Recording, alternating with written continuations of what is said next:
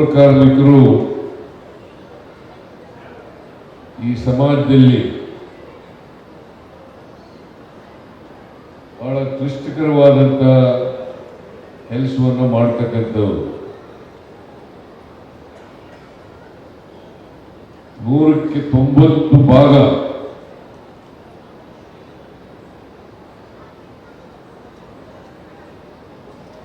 ಒಂದು ಜನಾಂಗದವರು ಈ ಕಾರ್ಯಕ್ರಮದಲ್ಲಿ ಈ ಕೆಲಸದಲ್ಲಿ ನಿರತರಾಗಿದ್ದಾರೆ.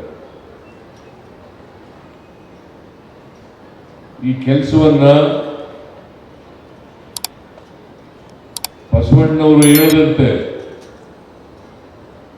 ಕಾಯಕವೇ ಕೈಲಾಸ ಅಂತೇಳಿ ನೀವೆಲ್ಲರೂ ಕೂಡ ಮಾಡ್ತಾ ಇದ್ದೀರಿ. ಈ ಕೆಲಸಕ್ಕೆ ಬೇರೆಯವರು ಬರೋದು ಬಹಳ ಕಡಿಮೆ.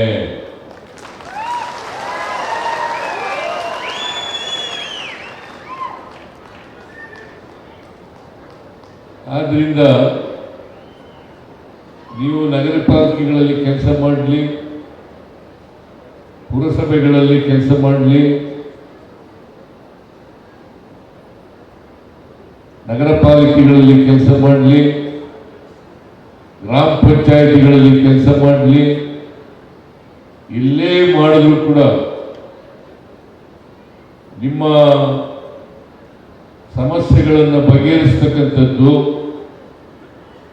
ಸರ್ಕಾರದ ಕರ್ತವ್ಯ ಮತ್ತು ಜವಾಬ್ದಾರಿ ಅಂತಕ್ಕಂಥ ಮಾತುಗಳನ್ನು ಹೇಳಲಿಕ್ಕೆ ಬಯಸ್ತಾ ಇದ್ದೇನೆ. ನಾನು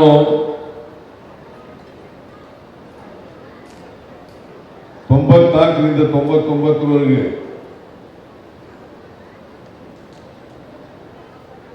ಮೈಸೂರಿನ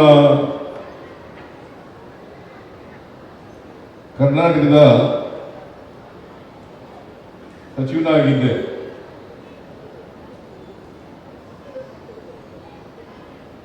ನಾರಾಯಣ ಕಾರ್ಪೊರೇಟರ್ ಆಗಿದ್ರು.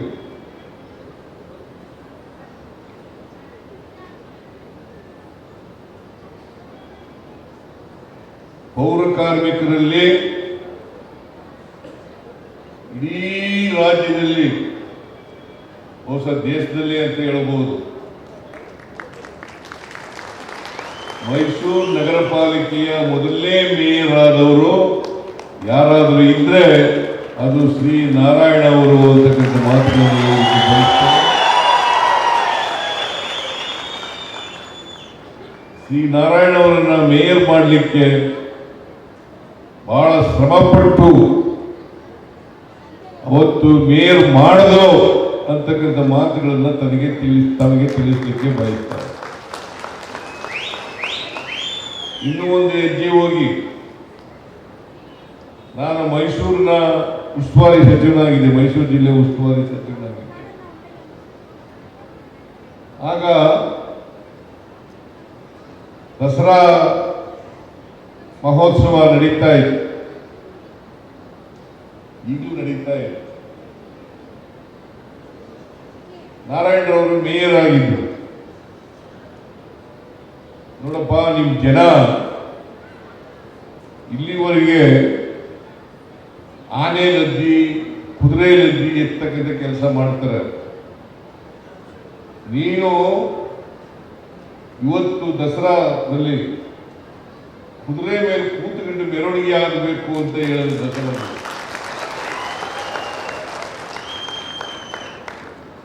ಏನಪ್ಪ ನಾರಾಯಣ,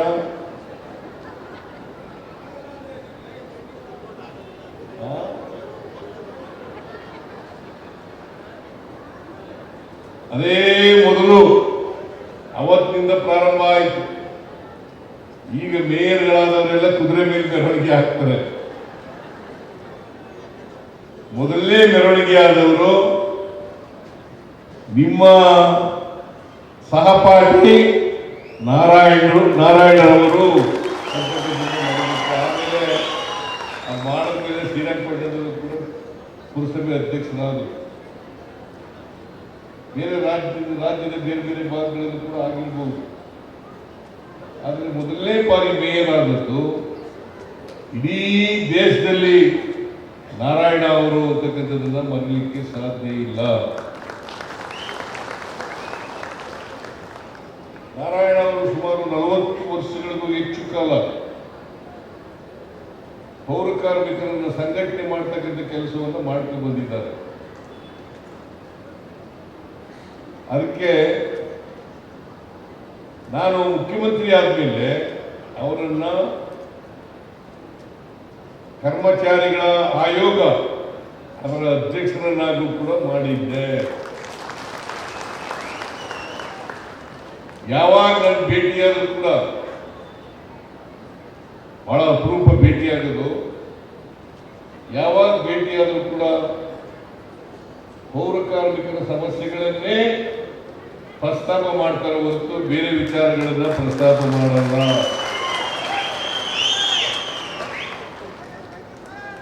ಅವರು ಅವತ್ತಿನಿಂದ ಇವತ್ತಿನವರೆಗೆ ಅನೇಕ ಪೌರ ಕಾರ್ಮಿಕರ ಸಮಸ್ಯೆಗಳನ್ನ ನನ್ನ ಗಮನಕ್ಕೆ ತಂದಿದ್ದಾರೆ. ನಾನು ಅನೇಕ ಸಮಸ್ಯೆಗಳನ್ನು ಬಗೆಹರಿಸಿದ್ದೇನೆ ಅಂತಕ್ಕಂಥ ಮಾತುಗಳನ್ನು ಹೇಳಲಿಕ್ಕೆ ಬಯಸ್ತೇನೆ.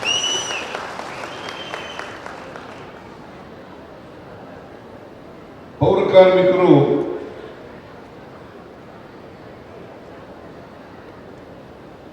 ಗುತ್ತಿಗೆ ಆಧಾರದ ಮೇಲೆ ಕೆಲಸ ಮಾಡ್ತಾ ಇದ್ರು.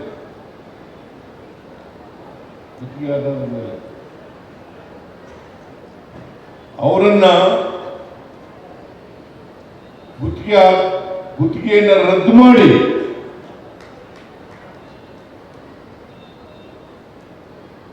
ಪುರಸಭೆಗಳು, ನಗರ ಪಾಲಿಕೆಗಳು, ನಗರಸಭೆಗಳು ಅವರ ವತಿಯಿಂದಲೇ ವೇತನವನ್ನು ಕೊಡಬೇಕು ಅಂತ ಹೇಳಿ ತೀರ್ಮಾನ ಮಾಡದ್ದು ಮೊದಲೇ. ಅದಕ್ಕೆ ನಾರಾಯಣ ಕಾರಣ.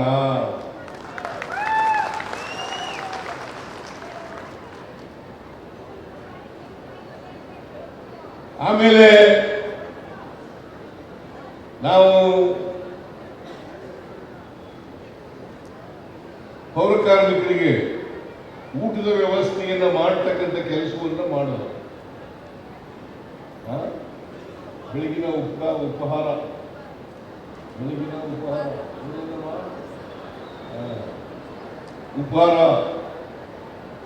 ಮಾಡತಕ್ಕಂಥ ಕೆಲಸವನ್ನು ಮಾಡೋದು.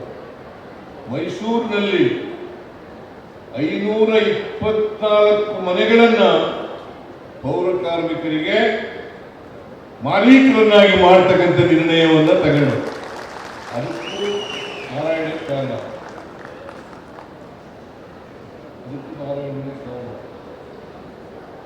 ಆಮೇಲೆ ಪೌರ ಕಾರ್ಮಿಕರಿಗೆ ಗೃಹ ಭಾಗ್ಯ ಯೋಜನೆಯನ್ನ ಜಾರಿಗೆ ಕೂಡ ತರ್ತಕ್ಕಂಥ ಕೆಲಸವನ್ನು ಮಾಡೋದು.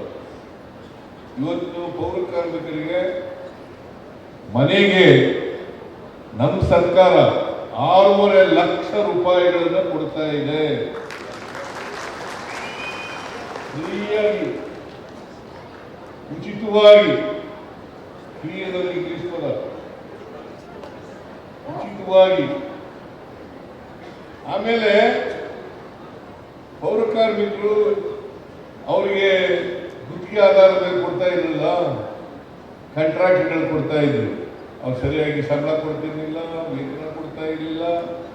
ಅದಕ್ಕೆ ಇವರಿಗೆ ಮಿನಿಮಮ್ ವೇಜಸ್ ಆಕ್ಟ್ ಅಪ್ಲೈ ಆಗ್ತಾ ಇರಲಿಲ್ಲ.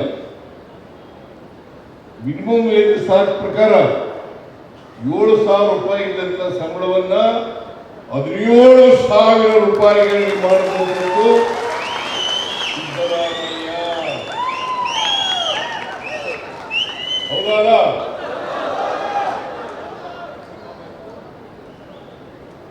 ಸಿದ್ದರಾಮಯ್ಯ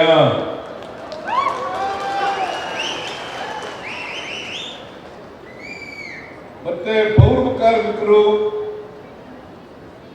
ಗುತ್ತಿಗೆ ಆಧಾರದ ಕೆಲಸ ಮಾಡಬಾರದು, ಕಾಯಂ ನೌಕರರಾಗಿ ಮಾಡಬೇಕು ಅಂತೇಳಿ ಬೇಡಿಕೆಯನ್ನ ನಾರಾಯಣ ಇಟ್ಟಿದ್ದಾರೆ. ಕೆಲವು ಜನರಿಗೆ ಕಾಯಂ ಆಗಿದೆ. ಮೇ 1ನೇ ತಾರೀಕು ನಾನು ಈಗ ತಾನೇ ಶಿವಕುಮಾರ್ ಮಾತಾಡಿದ್ರು ನನ್ನ ಜೊತೆಯಲ್ಲಿ. ಮೇ 1ನೇ ತಾರೀಕು ಕಾರ್ಮಿಕರ ದಿನಾಚರಣೆ ಅವತ್ತು ನಿಮಗೆ ಕಾಯಂ ಮಾಡ್ತಕ್ಕಂಥ ಪತ್ರಗಳನ್ನ ಕೊಡ್ತಕ್ಕಂಥ